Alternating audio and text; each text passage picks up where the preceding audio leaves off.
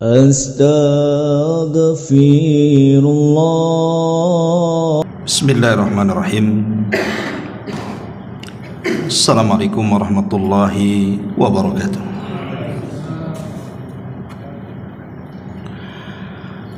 Alhamdulillah.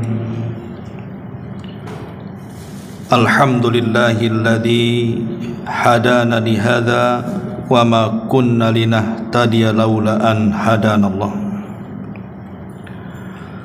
Asyhadu an la ilaha illallah wahdahu rabbi la syarika lah wa asyhadu anna Muhammadan abduhu wa rasuluhu alladzi la nabiyya ba'dah, amma ba'du. Hadirin dan hadirat yang dimuliakan Allah Subhanahu wa taala, alhamdulillah di malam hari ini kita masih bisa dipertemukan di Masjid Muhajirin. Semoga Allah Subhanahu wa taala menjaga kepada yang telah membangunnya dan juga yang memakmurkannya. Salawat dan juga salam kita hadiahkan kepada Rasul kita, qudwah kita dan Nabi kita semuanya, Nabi besar Muhammad sallallahu alaihi wa ala alihi wasallam. Malam ini kita akan membahas satu ayat dalam surah An-Nisa, tepatnya di ayat ke-69. A'udzubillahi minasyaitonirrajim. Bismillahirrahmanirrahim. Wa man yuti'illaha war rasulah fa ulaika ma'al ladzina an'ama Allahu 'alaihim minan nabiyyin was-siddiqin wasyuhada was-salihin wa hasuna ulaika rafiqa. Dan barang siapa yang mentaati Allah dan juga Rasulnya, mereka itulah akan bersama-sama dengan orang-orang yang telah dianugerahkan nikmat Allah atas mereka, yaitu para nabi, para siddiqin dan orang-orang yang mati syahid, serta orang-orang saleh. Mereka itulah teman yang paling baik kelak di akhirat. Ayat ini ada asbab nuzulnya. Di zaman Nabi sallallahu alaihi wasallam ada seorang sahabat namanya Thauban. Thauban ini budak yang dimerdekakan Nabi. Makanya disebut Thauban Maular Rasul. Thauban ini sahabat yang paling mencintai Nabi sallallahu alaihi wasallam. Satu hari tidak memandang wajah Rasul, maka akan terasa sakit pada seluruh kujur badannya. Sampai satu hari Nabi sallallahu alaihi wasallam safar, Thauban tidak tahu,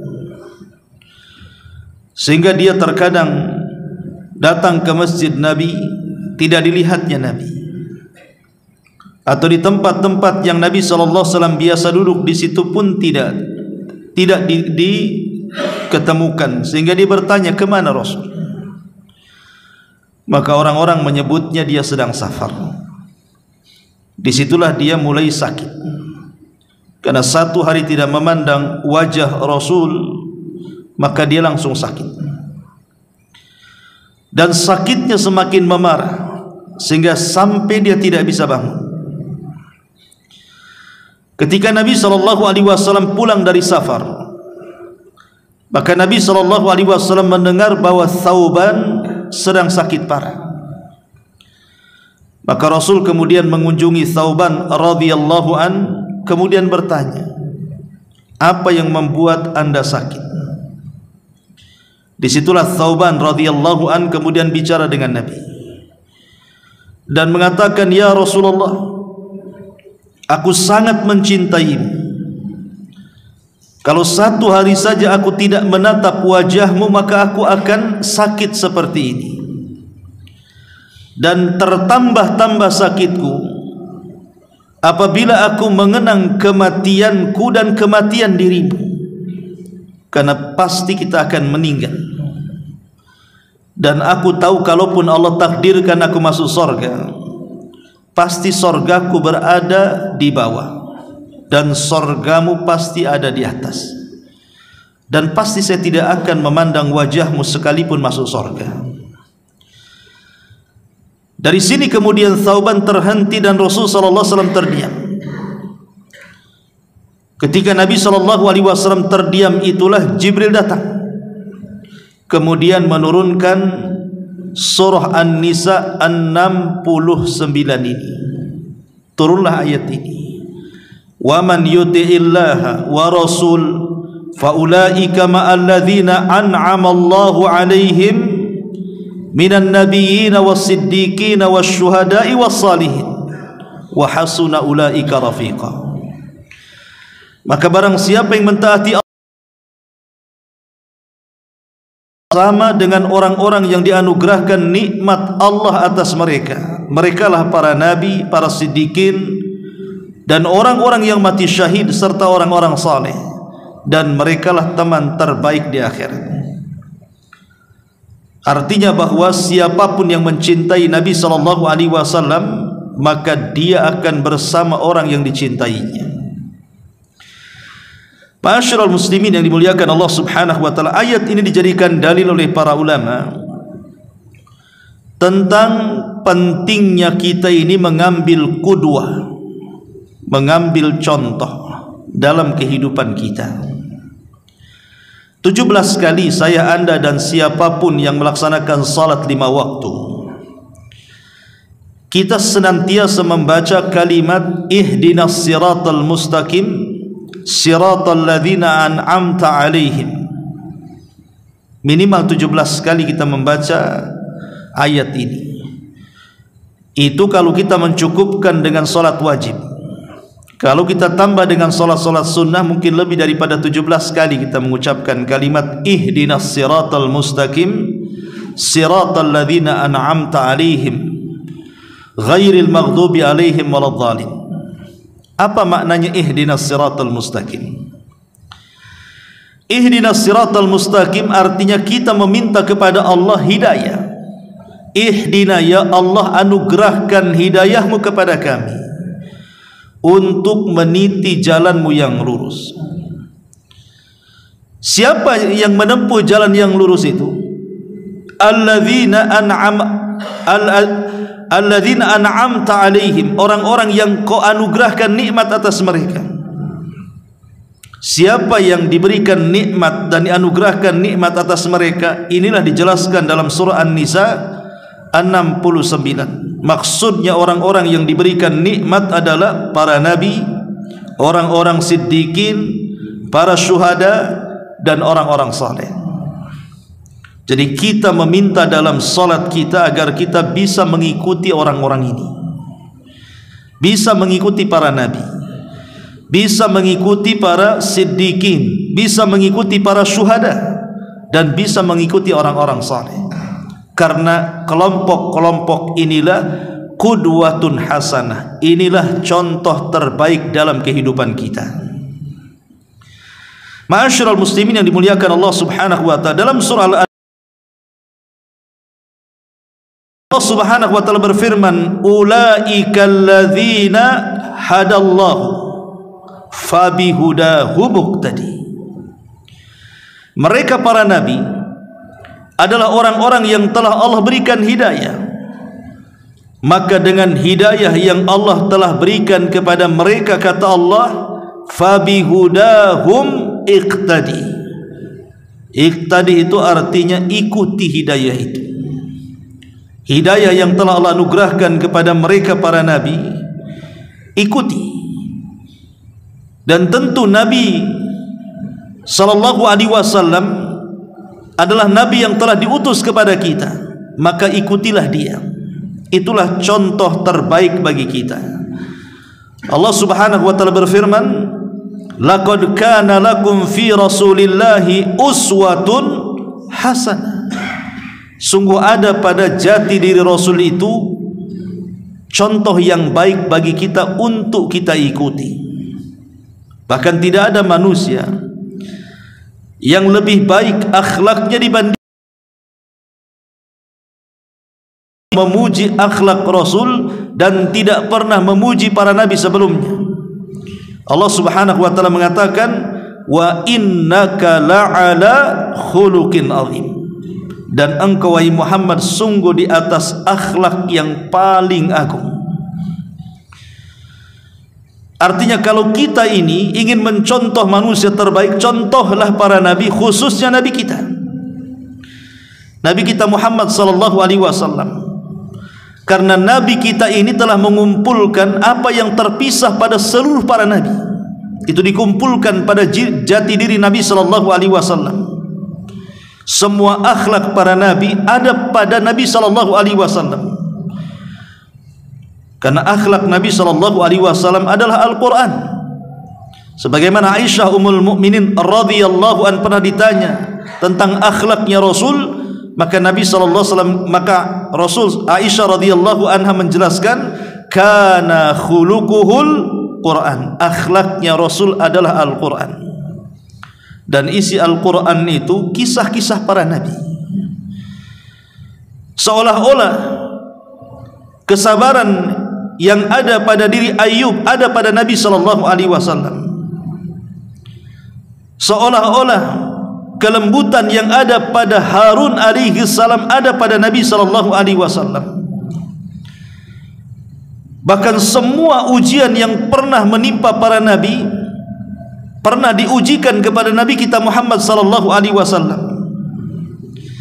Makanya pantaslah kalau Nabi sallallahu alaihi wasallam menjadikan contoh teladan bagi kita, baik ketika kita mendapatkan musibah ataupun ketika mendapatkan nikmat. Semua sudah pernah dirasakan Nabi kita Muhammad sallallahu alaihi wasallam. Makanya contohlah mereka, contohlah para nabi, khususnya Nabi kita Muhammad sallallahu alaihi wasallam. Dengan cara apa? Pelajari kisah-kisah mereka. Makanya Sufyan Ats-Tsauri rahimahullahu taala mengatakan bahwa kenapa Al-Qur'an itu sepertiganya bercerita tentang kisah-kisah, kisah umat-umat terdahulu. Karena kisah itu jundun min junudillah, kata dia. Kisah itu adalah tentara dari tentara-tentara Allah Subhanahu wa taala yang kita bisa gunakan. Apabila kita sedang tertimpa musibah, mengacalah kepada Ayub alaihi salam. Apabila kita disakiti oleh orang-orang terdekat kita, mengacalah kepada Nabi Yusuf alaihi salatu wassalam. Apabila kita ditimpa dengan kematian putra-putri kita, bahkan Nabi Ibrahim disuruh untuk menyembelih putranya. Sebutkan apapun masalah kita, pandanglah para nabi itu. Kalaupun tidak, maka pandanglah Rasul kita Muhammad sallallahu alaihi wasallam. Musibah apa saja, kalau kita memandang Nabi sallallahu alaihi wasallam, terasa ringan dan tidak akan terpikul dengan berat. Karena apa yang kita rasakan pernah dirasakan Nabi sallallahu alaihi wasallam.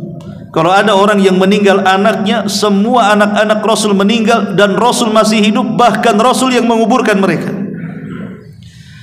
Kalau kita ditimpa dengan kefakiran, Rasul pernah menjadi penggembala kambing dengan gaji upah yang sangat kecil, alal qarari. Kalau kita ditimpa musibah, entah diolok-olok, diejek, dibuli, difitnah, direndahkan, dilecehkan, atau apalah namanya, maka Nabi SAW juga pernah dituduh tukang sihir, tukang tenun, perangkai syair, pemecah belah, macam-macam. Artinya bahwa semua musibah yang ada pada kita itu pernah dialami oleh Rasul. Bahkan yang dialami Rasul belum tentu kita alami. Makanya contohlah Nabi kita Muhammad sallallahu alaihi wasallam, fabihudahum iqtadih, kata Allah. Hidayah yang Allah berikan kepada mereka, ikuti mereka. Itulah yang Allah Subhanahu wa taala katakan, faulaika ma'alladzina an'amallahu alaihim minan nabiyyin. Ini poin pertama. Kemudian poin yang kedua, atau kelompok yang kedua yang pantas kita jadikan contoh adalah as-siddiqin, para siddiqin. Siapa siddiqin ini? Siapa siddiqun ini? Ma'asyiral muslimin yang dimuliakan Allah Subhanahu wa taala, sebagian para ulama mengatakan seperti yang dikatakan oleh Asy-Syaikh As-Sa'di dalam tafsirnya Kalimur Rahman ketika memberikan makna as-siddiqun itu apa. Beliau mengatakan, humul ladzina kamula tasdiquhum bima ja'at bihir rusul fa'alimul haqqa wa saddaquhu biyaqinihim wa bil qiyami bihi qaulan wa amalan wa halan wa da'watan ila Allah. Yang dimaksud siddiqun, kata As-Sa'di ini guru daripada Syekh Utsaimin rahimahullahu taala, mereka adalah orang yang sempurna keyakinannya, pembenarannya, kejujurannya terhadap apa yang datang dengannya para rasul. Mereka mengetahui kebenaran dan membenarkan dengan keyakinannya. Kemudian mereka berusaha menegakkan kebenaran itu baik dengan ucapannya, dengan amalannya, dengan kondisinya, dan dakwahnya hanya untuk Allah Subhanahu wa taala. Atau dengan kata lain, mereka adalah orang-orang yang tidak pernah menggunakan akal mereka. Ketika di hadapan mereka ada kebenaran, maka mereka mengatakan sami'na wa ata'na. Itulah siddiqun.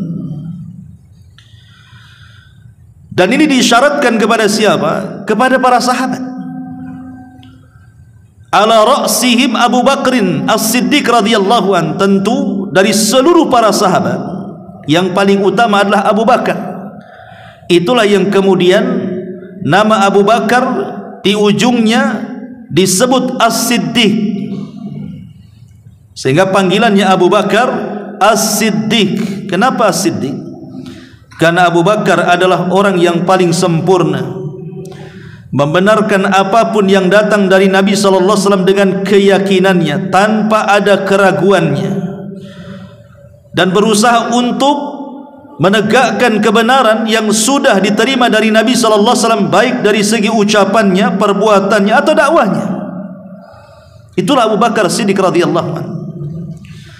Makanya Nabi SAW sampai mengatakan, iqtadu billadaini min ba'di, Abu Bakrin wa Umar.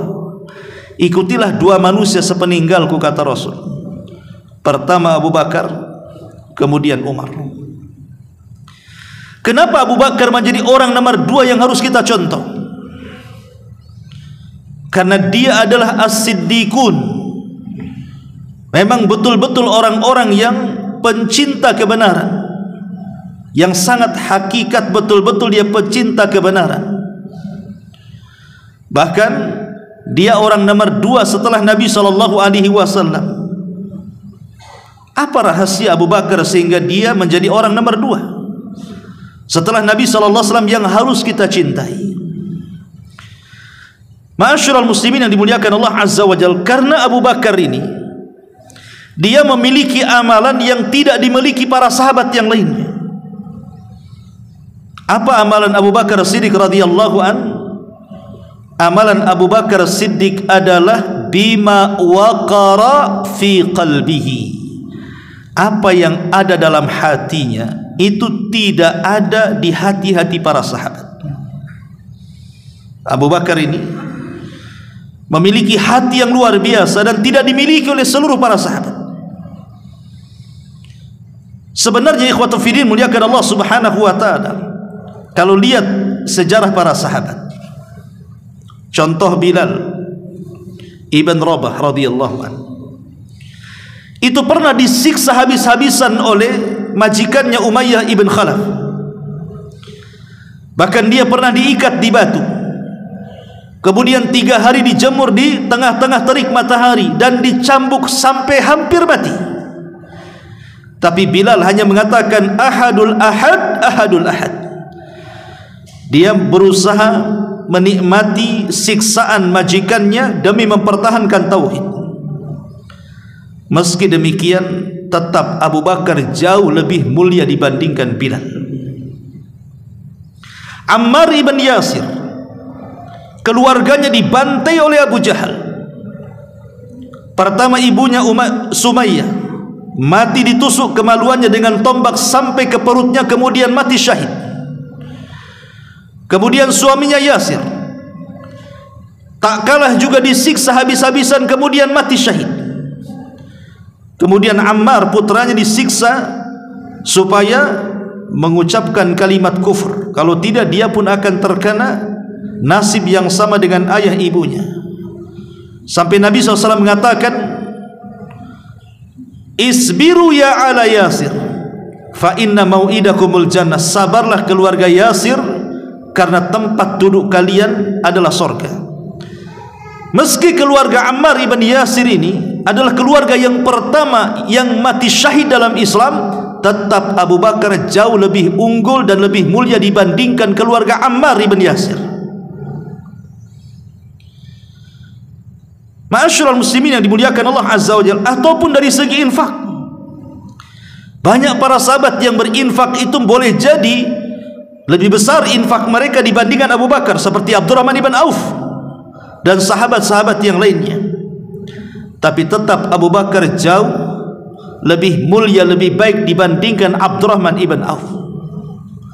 Bahkan sekiranya seluruh para sahabat dikumpulkan, kemudian dikumpulkan kebaikan mereka, ditimbang di sebuah neraca, dan imannya Abu Bakar Siddiq radhiyallahu anhu ditimbang di neraca satunya, maka iman Abu Bakar bisa menjangkau seluruh keimanan para sahabat, bahkan seluruh keimanan manusia selain Nabi SAW. Saking mulianya Abu Bakar itu.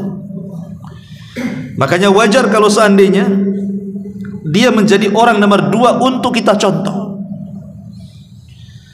Apa yang harus dicontohkan? Kenapa Abu Bakar luar biasa? Tadi saya katakan bima waqara fi qalbi, karena Abu Bakar ini punya hati yang tidak dimiliki sahabat yang lainnya.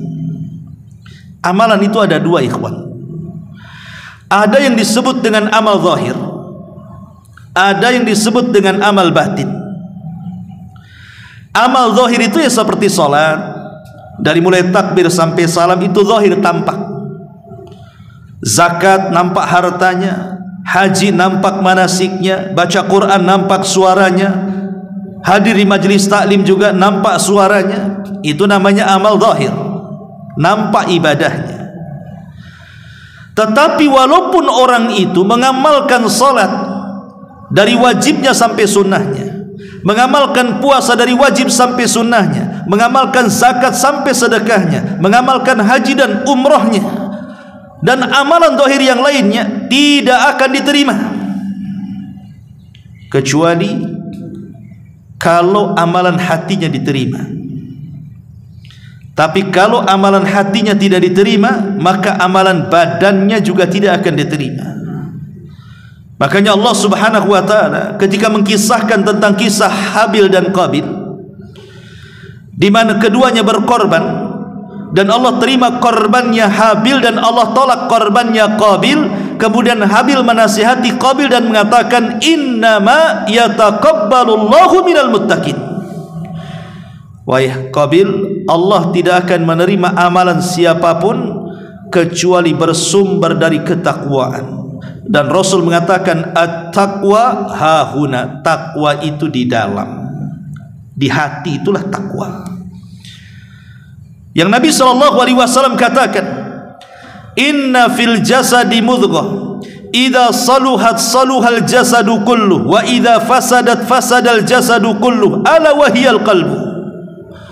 Ingatlah, dalam badan manusia itu ada segumpal daging. Kalau dia baik, baik semuanya. Kalau dia jahat, jahat semuanya. Itulah hati manusia.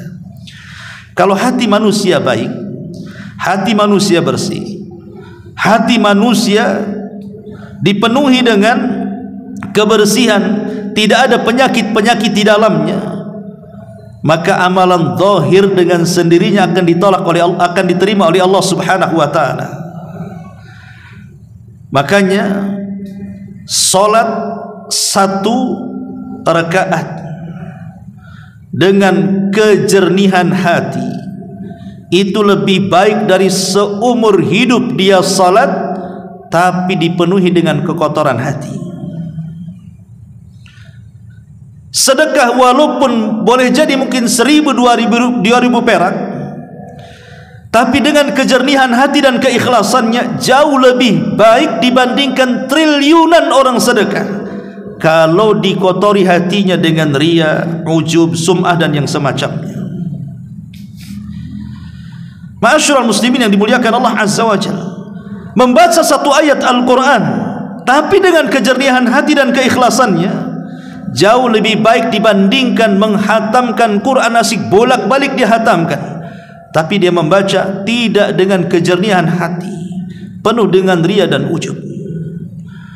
Itulah yang menjadikan kenapa Abu Bakar Siddiq itu unggul dibandingkan seluruh para sahabat, karena dia punya kejernihan hati yang tidak dimiliki oleh para sahabat.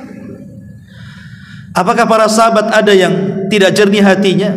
Ingat pada minggu yang lalu ketika kita memahami makna takwa, ketika Nabi SAW kumpul bersama para sahabat, tiba-tiba sahabat menceritakan tentang seorang sahabat yang penuh kehidupannya dengan ibadah, bahkan dinilai tidak ada yang bisa menandingi sahabat itu dalam ibadahnya. Saking rajinnya sholat malamnya, puasa sunnahnya, baca Qur'annya, zikirnya dan begitu seterusnya, dipuji banyak sahabat. Ketika mereka sedang berbicara tentang sahabat itu, rupanya datang pula sahabat yang dibicarakan itu. Tapi ketika Rasul melihat wajahnya, Rasul mengatakan wajah orang itu penuh dengan sentuhan setan. Sahabat lain heran, ya Rasulullah, setahu kami tidak ada yang lebih ibadahnya dibandingkan dia. Kenapa kau katakan di wajahnya ada sentuhan setan? Kata Rasul, nanti kalian akan tahu. Tiba-tiba kemudian sahabat yang dibicarakan datang dan bergabung dalam majlis itu. Kemudian Rasul bertanya dengan jujur dan mengatakan, wahai fulan, jawablah dengan jujur. Kata sahabat ini, tentu wahai Rasul. Apakah apabila engkau pergi menemui kaummu, menemui kabilahmu, ada dalam hatimu perasaan bahwa engkau lebih baik dibandingkan mereka? Maka sahabat ini mengatakan, iya wahai Rasul. Pantaslah, kata Rasul, di wajahmu penuh dengan sentuhan setan. Karena dia merasa ujub masalahnya, dia merasa lebih baik dibandingkan kaumnya. Makanya ada istilah, kalau orang melakukan dosa sepanjang hayatnya dia berdosa, kemudian hidayah masuk ke dalam hatinya dan dia menyesal kemudian menangis karena dosanya, jauh lebih baik dibandingkan yang kehidupannya dipenuhi dengan ibadah seumur hidupnya tapi dalam hatinya ada ujub, seolah-olah dia lebih baik dibandingkan orang. Itulah hati yang dimiliki Abu Bakar Siddiq radhiyallahu anhu, hati yang sangat bersih, yang tidak ada keraguan dengan kebenaran yang datang kepada Rasul. Dalam peristiwa Isra Mi'raj, ketika semua orang-orang yang sudah memeluk Islam, para sahabat, ada keraguan betul tak Rasul itu melakukan Isra Mi'raj, karena akal menolaknya. Macam mana Rasul bisa melakukan perjalanan sengebut itu dalam satu malam, dari Masjidil Haram ke Masjidil Aqsa, dari Masjidil Aqsa melintasi beberapa langit sampai ke langit ke-7, sampai ke Sidratul Muntaha, balik lagi ke Masjidil Aqsa, pulang lagi ke Mekah? Logika tidak menerimanya. Hampir para sahabat ada yang ragu-ragu tentang kisah itu, sehingga ada orang kafir datang kepada Abu Bakar, karena ketika peristiwa dikumpulkannya manusia oleh Abu Jahal, Abu Bakar tidak hadir. Sehingga adalah orang musyrik datang menemui Abu Bakar dan mengatakan, wahai Abu Bakar, inna sahibak, sesungguhnya kawanmu si Muhammad itu telah mengarang sebuah cerita. Kemudian ceritakan, masa iya dalam satu malam dia melakukan perjalanan dari Masjidil Haram ke Masjidil Aqsa, dari Masjidil Aqsa ke Sidratul Muntaha, balik lagi ke Aqsa, balik lagi ke Haram, dalam satu malam loh Abu Bakar. Tapi apa jawaban Abu Bakar? Dia tidak ada kekotoran dalam hatinya. Dia justru membantah dengan menjawab yang tidak bisa lagi dibantah. Apa kata Abu Bakar? Wahai fulan, kalau seandainya nabiku, maksudnya Muhammad sallallahu alaihi wasallam, menceritakan sebuah peristiwa yang jauh lebih mustahil daripada peristiwa Isra Mi'raj, maka aku orang yang pertama membenarkannya. Apa kata Abu Bakar? Kalau Rasul dia menceritakan sebuah cerita yang dalam cerita itu lebih menghayal lagi dibandingkan peristiwa Isra Mi'raj, la saddaqtuha, aku akan membenarkannya. Aku yang pertama kali membenarkannya. Sejak itulah Abu Bakar disebut As-Siddiq, karena dia membenarkan apapun yang diceritakan Nabi, masuk akal ataupun tidak masuk di akal. Dia akan mengatakan sami'na wa ata'na. Di tengah-tengah para sahabat ada keraguan dengan Rasul, dia tidak ada keraguan setitik pun di hatinya. Makanya wajar kalau seandainya keunggulan Abu Bakar itu bukan dari segi sedekah, karena sedekah banyak yang lebih sedekah, lebih besar sedekahnya dibandingkan Abu Bakar. Bukan dari segi salat, karena banyak sahabat yang jauh lebih hebat salatnya. Bukan dari segi Al-Quran, bahkan lebih banyak lagi sahabat yang pakar-pakar Quran. Tapi kelebihan Abu Bakar itu bima waqara fi qalbi, karena dia punya hati yang jernih dan bersih yang tidak ada pada sahabat yang lainnya. Makanya sudah wajar manusia kedua yang wajib kita contoh dalam kehidupan kita adalah Abu Bakar Siddiq radhiyallahu anhu, kemudian Umar, kemudian sahabat yang lainnya.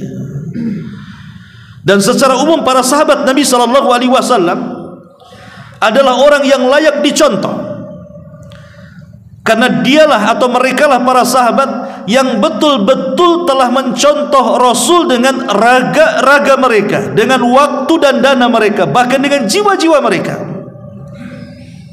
sehingga para sahabat layak dicontoh. Saya akan contohkan beberapa riwayat. Pertama, riwayat Abi Hurairah radhiyallahu anhu. Abu Hurairah radhiyallahu mengatakan, "Awsani khalili bi thalathin la ada'uhunna hatta amut. Saumu thalathati ayyami min kulli syahrin wa salatud duha wa naumu ala witrin." Rawahul Bukhari wa Muslim. Kata Abu Hurairah radhiyallahu anhu, Nabi SAW pernah berwasiat kepadaku dengan 3 wasiat. Pertama dengan puasa Ayyamul Bid, 3 hari dalam sebulan, 13, 14, 15. Kemudian yang kedua salat duha, dan yang ketiga salat witir sebelum tidur. Kata Abu Hurairah, la ada'uhunna hatta amut. Aku tidak pernah meninggalkan apa yang diwasiatkan Rasul itu sampai kematian menjemputku. Begitulah taslimnya para sahabat, ikhwan. Nabi SAW mewasiatkan kepada Abu Hurairah, maka wasiat itu dipegang Abu Hurairah sampai menjemput wafatnya. Dia tidak pernah meninggalkan Ayyamul Bid, dia tidak pernah meninggalkan duha, bahkan tidak pernah meninggalkan witir sebelum tidur, karena itu wasiat Rasul kepada dirinya. Atau contoh yang lain, dijelaskan dari Amr ibn Aus rahimahullahu ta'ala, dia mengatakan, haddatsani Ambasatu ibnu Abi Sufyan, telah menceritakan kepadaku Ambasah bin Abi Sufyan, fi maradihi, saat dia merasakan sakit, alladzi mata fihi, yang membuat mati karena sakitnya, bihaditsin yatasaru ilaihi, dengan sebuah hadis yang ia membisikkan dengan hadis itu ke telingaku. Qala, dia mengatakan, sami'tu Umma Habibata, kata Ambasah berbisik kepada Amr ibn Aus, aku mendengar Ummu Habibah, istri Nabi Ummu Habibah itu, sami'at Rasulullah sallallahu alaihi wasallam yaqul, dia mendengar, Ummu Habibah mendengar Rasulullah SAW bersabda, man shalla isnatai asyrata rak'atan fi yaumin wa lailatin bunya lahu bihinna baitun fil jannah. barang siapa yang menjaga 2 rakaat solat, maksudnya rawatib, solat sunnah qabliyah dan ba'diyah, barang siapa yang menjaga 12 rakaat rawatib ba'diyah dan qabliyah pada satu hari itu malam dan siangnya, maka akan dibangunkan padanya satu istana di sorga.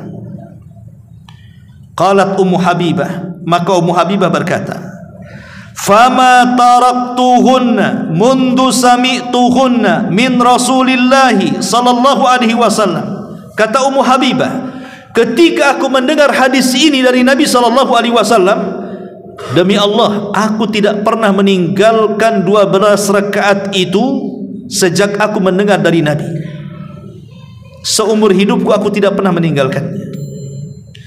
Kemudian kata Ambasa yang mendengar hadis itu dari Ummi Habibah, dia mengatakan, fama taraktuhunna mundu an sami'tuhunna min Ummi Habibah. Kata Ambasa, aku pun tidak pernah meninggalkan 12 rakaat itu sejak aku mendengar dari Ummi Habibah dari Nabi sallallahu alaihi wasallam. Kata Amr ibn Aus yang ia meminta kepada Ambasa untuk menceritakan hadis dari Rasul, dia pun mengatakan, ma taraktuhunna mundu sami'tuhunna min Ambasa, aku pun tidak pernah meninggalkan 12 rakaat itu sejak aku mendengar dari Ambasa, dan Ambasa mendengar dari Ummi Habibah, dan Ummi Habibah mendengar dari Nabi sallallahu alaihi wasallam. Lihat, itulah para sahabat. Mereka adalah orang yang paling mencontoh Rasul. Maka kalau kita ingin mencontoh, contohlah orang yang paling mencontoh Rasul setelah Nabi sallallahu alaihi wasallam dan mereka para sahabat. Ya. Atau contoh yang lainnya dari Ibni Abi Layla. Qala, dia mengatakan dari Ibnu Abi Layla, dia mengatakan, haddatsani Ali, telah menceritakan kepadaku Ali bin Abi Thalib, anna Fatimah ta'atat an-nabiy sallallahu alaihi wasallam tashku ilaihi ma talqa fi yadiha min alamir raha wa balghaha annaha ja'ahu raqiqun fa'atathu tas'aluhu khadiman falam tusadifuhu fadzakartu dzalika li Aisyah radhiyallahu anha falamma jaa akhbarathu Aisyah qala faja'ana wa qad akhadna madaji'ina fadhahabna naqum faqala ala makanikuma faqa'ada baini wa bainaha hatta wajadtu barda qadamaihi ala batni faqala ala adullukuma ala khairi mimma sa'altuma idza akhadtuma madaji'akuma aw awaituma ila firashikuma fasabbiha 33 wahmada 33 wa kabbira 34 fahuwa khairun lakuma min khadimin. Faqala Ali, fama taraktuha mundu an sami'tuhunna min Rasulillahi sallallahu alaihi wasallam qila wala lailatas sifin qala wala lailatas sifin, rawahul Bukhari. Jadi Ibnu Abi Layla ini menceritakan dari Ali radhiyallahu anhu, satu hari Fatimah ini dia mengadu karena keletihan. Karena semua urusan rumah tangga itu dipegang Fatimah, nggak ada pembantu di rumah Fatimah tuh. Padahal dia putri Nabi, sehingga dia harus mencari kayu bakar. Kemudian dia pun harus mematah-matahkan kayu bakar, belum lagi mengadon-adonan, kemudian lagi memasak, mengepel, menyapu, mengurus anak, sehingga rusaklah kaki dan tangannya. Keletihan. Akhirnya dia mendengar Rasul baru pulang dari peperangan membawa tawanan banyak. Dia berkeinginan untuk meminta satu budaknya untuk menjadi pembantu di rumahnya. Datanglah dia kepada Rasul. Rupanya tidak berjumpa dengan Rasul, berjumpa dengan Aisyah, diceritakan kepada Aisyah. Kemudian dia pun pergi, Aisyah menceritakan kepada Nabi. Maka Nabi pun merasakan apa yang dirasakan putrinya Fatimah. Dia pun datang ke rumah Ali, karena Ali adalah suami dari Fatimah. Maka Rasul kemudian mendudukkan keduanya. Kemudian kata Nabi SAW, aku sudah dengar apa yang kalian minta. Tetapi kata Nabi SAW, ala adullukuma ala khairim mimma sa'altuma, maukah kutunjukkan kepada kalian berdua, ku ajarkan beberapa kalimat jauh lebih baik daripada yang kalian minta. Kemudian Ali dan Fatimah mengatakan, tentu wahai Rasul, kalimat apa itu? Maka Nabi SAW bertasbihlah 33 sebelum tidurmu, bertahmidlah 33 sebelum tidurmu, bertakbirlah 34 sebelum tidurmu. Jadi genap 100. Tasbih 30, tahmid 30, takbir 34. 33, 33 dan 34. Kemudian kata Rasul, kalau engkau lakukan jauh lebih baik dibandingkan engkau memiliki pembantu. Maka akhirnya keduanya memilih kalimat itu yang dibaca sebelum tidur dan tidak lagi meminta pembantu, padahal mereka berhajat kepada pembantu. Kata Ali radhiyallahu anhu, setelah wafatnya Rasul, wafatnya Abu Bakar, wafatnya Umar, wafatnya Utsman, kemudian terjadi perang Siffin, dia mengatakan, demi Allah, walaupun di tengah-tengah peperangan Siffin, aku tidak pernah meninggalkan 3 kalimat itu sejak aku mendengar dari Nabi SAW. Lihat bagaimana istiqomah para sahabat di dalam menjalankan sunnah Rasul. Mereka tidak pernah meninggalkan apapun yang menjadi tanggung jawab bagi mereka dari wejangan-wejangan Nabi SAW kepada mereka. Sehingga wajar kalau para sahabat itu adalah manusia kedua setelah Nabi SAW, kelompok yang patut kita contoh. Mereka lah qudwatun hasanah setelah Rasulullah. Itulah yang disebut para siddiqin. Dan mereka juga para syuhada. Mereka para syuhada. Umar ibn Khattab radhiyallahu anhu mati syahid ketika mengimami salat subuh, ditikam oleh seorang Majusi Abu Lu'lu sampai mati. Kemudian Ali radhiyallahu anhu mati syahid ketika dia berjalan hendak melaksanakan salat subuh, di tengah jalan ditikam oleh Abdurrahman ibn Mulzam. Kemudian dengan tikamannya itu menyebabkan Ali meninggal, mati syahid. Kemudian Utsman ketika dia sedang berpuasa dan membaca Al-Quran ditikam oleh kelompok Sabaiyah, bahkan dibunuh secara sadis, mati syahid. Dan mereka lah para syuhada. Mereka adalah para syuhada. Itulah contoh-contoh kita. Dan yang terakhir tentunya Allah mengatakan wassalihin, para salihin, para ulama. Karena para ulama adalah warasatul anbiya, mereka pewaris para nabi.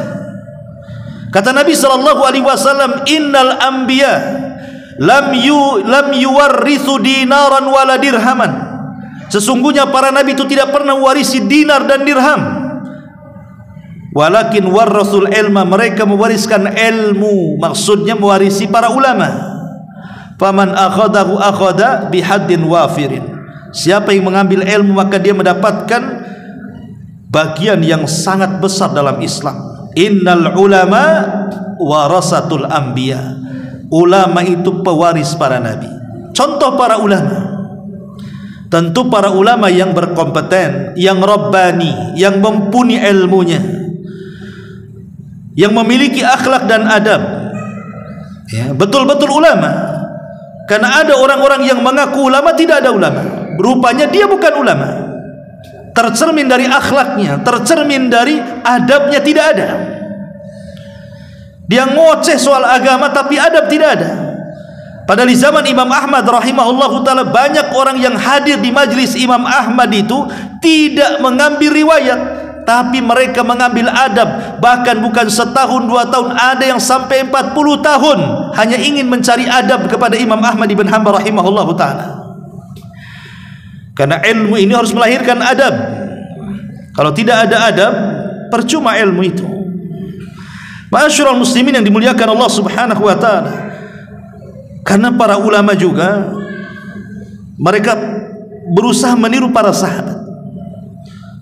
Dijelaskan Imam Ibnul Qayyim rahimahullahu ta'ala ketika memuji gurunya Ibnu Taimiyah, ketika meriwayatkan mendengar hadis Nabi SAW dari Abi Umamah radhiyallahu an, Nabi mengatakan, man qara'a ayatal kursi dubura kulli salatin maktubatin lam yamna'hu min dukhulil jannah illa an yamut. Dari Abu Umamah radhiyallahu an, Rasul bersabda, siapa yang membaca ayat kursi setelah solat wajib dan terus didawamkan, maka dia akan ada jaminan masuk sorga dan tidak ada yang menghalangi masuk surga kecuali kematiannya. Kata Imam Ibnul Qayyim dalam kitabnya Zadul Ma'ad, wa balaghani an syaikhina, telah sampai kepadaku dari guru aku, maksudnya Abil Abbas Ibn Taimiyah, dia mengatakan qaddasallahu ruha annahu qala ma taraktuha aqiba kulli salatin. Kata Ibn Taimiyah, Abul Abbas, dia mengatakan ketika dia membaca hadis ini, aku tidak pernah meninggalkan membaca ayat kursi setelah sholat. Begitulah para ulama. Kalau itu tahu sunnah Nabi SAW, mereka tidak akan meninggalkan walaupun itu sunnah. Bahkan sekali Al-Imam Ibn Utsaimin ketika dia menjelaskan dalam syarah Bulughul Maram, ketika dia mengatakan bahwa mandi Jumat itu wajib, dia mengatakan as-sawabu indi yang betul menurut pendapatku, kata Imam Ibn Utsaimin, anna ghuslal jum'ati wajibun, bahwa mandi Jumat itu wajib, ala kulli insanin, atas setiap manusia, ma taraktuhu mundu alimtu bihadzal hadis, aku tidak pernah meninggalkan mandi Jumat sejak aku tahu hadis ini. Begitu para ulama, mereka tidak akan meninggalkan apapun dari sunnah Nabi SAW, dan mereka berusaha untuk mengamalkannya, sehingga wajar para ulama Rabbani, para ulama salaf, mereka adalah qudwah terbaik dalam kehidupan kita. Maka kalau ingin mencontoh, contohlah mereka, Rasul sallallahu alaihi wasallam, kemudian para sahabat, kemudian para ulama, para tabi'in, para tabi'ut tabi'in, dan manusia-manusia yang berusaha untuk kembali kepada pemahaman mereka. Wallahu a'lam bishawab. Inilah pembahasan di malam hari ini, mudah-mudahan ada manfaatnya. Subhanallah bihamdika, asyhadu an la ilaha illa anta, astaghfiruka wa atubu ilaik. Allahu ta'ala alam. Assalamualaikum warahmatullahi wabarakatuh.